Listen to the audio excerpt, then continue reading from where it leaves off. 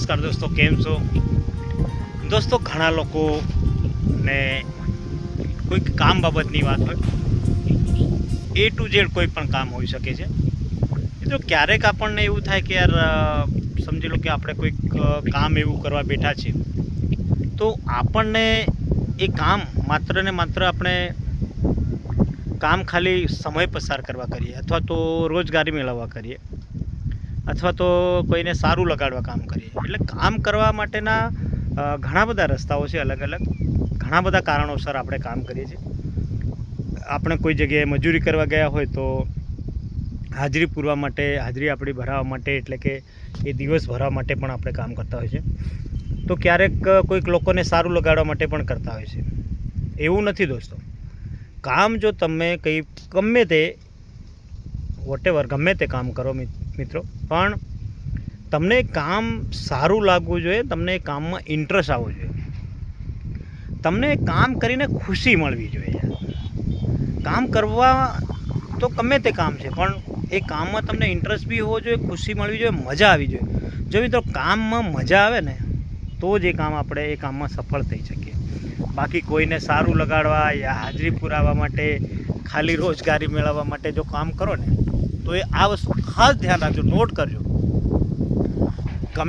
તમે કોઈ પણ ફિલ્ડમાં જો કામ કરવા માટે ગયા છો અને કામ કરી રહ્યા છો ને, તો પૂરું મન એ કામ પર આપણું લાગવું જોઈએ. અને એ કામથી ખાસ કરીને બોરિંગ ન થવું જોઈએ. જો સમજી લો બોરિંગ થયા ને, તો એ કામ તમે લાઈફ ટાઈમ સુધી ન કરી શકો, એ કામમાં તમે પ્રગતિ ના કરી શકો, આગળ ભવિષ્યમાં એ ફિલ્ડમાં ટોચ લેવલ, ઉપર લેવલ પણ નહીં જઈ શકો. એક એક્ઝામ્પલ આલું કે તમે સમજી લો કોઈક મજૂરી કરવા ગયા, એટલે કે કદાચ કડિયા કામ કરવા ગયા. હવે કડિયા કામ તમે કરવા ગયા તો દોસ્તો, એમાં તમે મજૂર તરીકે ગયા છો, તો સમજી લો તમે માત્ર મજૂરી પર ધ્યાન આપશો કે મારે જે પણ હાજરી છે આજના દિવસની હાજરી મળી જાય, એમ કરીને જો તમે કામ કરશો તો તમે માત્ર ને માત્ર મજૂર જ બનીને રહી જશો, અને લોંગ ટાઈમ એ કામમાં ટકો પણ નહીં. પણ જો કદાચ તમારું લક્ષ્ય એવું હશે કે યાર હું આ કામ વધુ સારી મહેનતથી કરી અને આજ નહીં તો કાલ હું કારીગર પણ બની શકું છું, એમ વિચારીને જો તમે એ કારીગર પર ધ્યાન આપશો, એ કામ કરવામાં ઇન્ટરેસ્ટ લેશો, સારો માલ કઈ રીતે બને છે, સારું કામ કઈ રીતે કરાય છે, સારું કઈ રીતે આપણે કરી શકીએ, વધુ કામ કઈ રીતે કરી શકીએ, આ બાબત પર જો તમે ફોકસ કરશો ને દોસ્તો, તો એમાં સફળ થઈ જશો. એવી જ રીતે જો તમે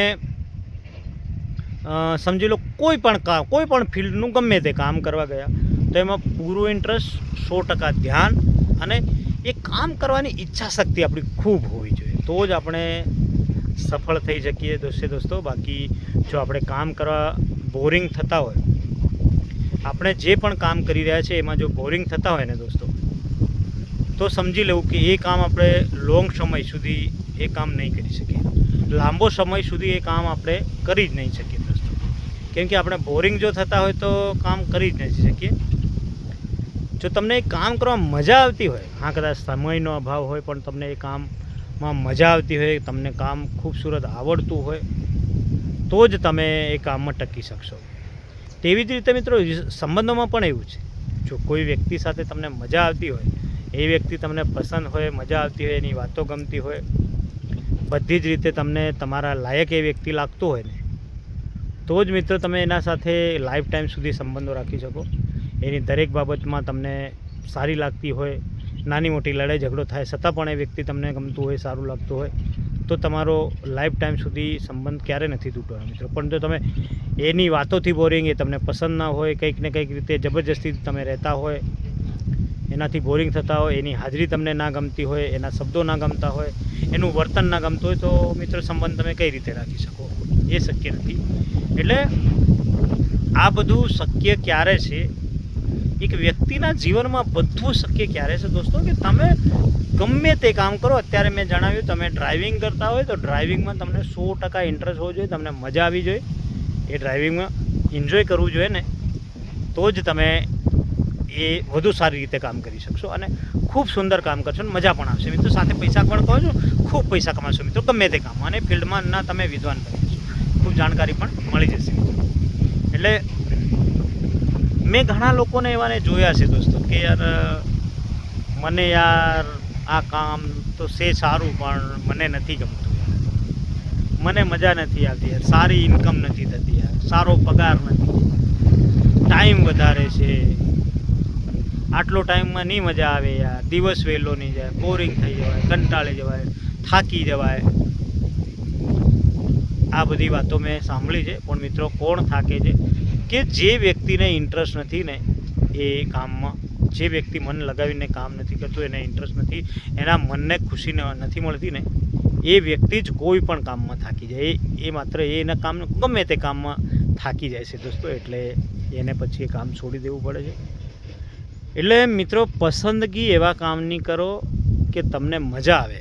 અને જો કોઈ પણ ફિલ્ડમાં મજબૂરીથી પણ ઉતરવું પડ્યું ને દોસ્તો, તો એમાં 100% ઇન્ટરેસ્ટ રાખીને 100% એના પર મન લગાવીને તમે કામ કરશો તો ક્યારે પણ તમને પાછું વળીને જોવું નહીં પડે.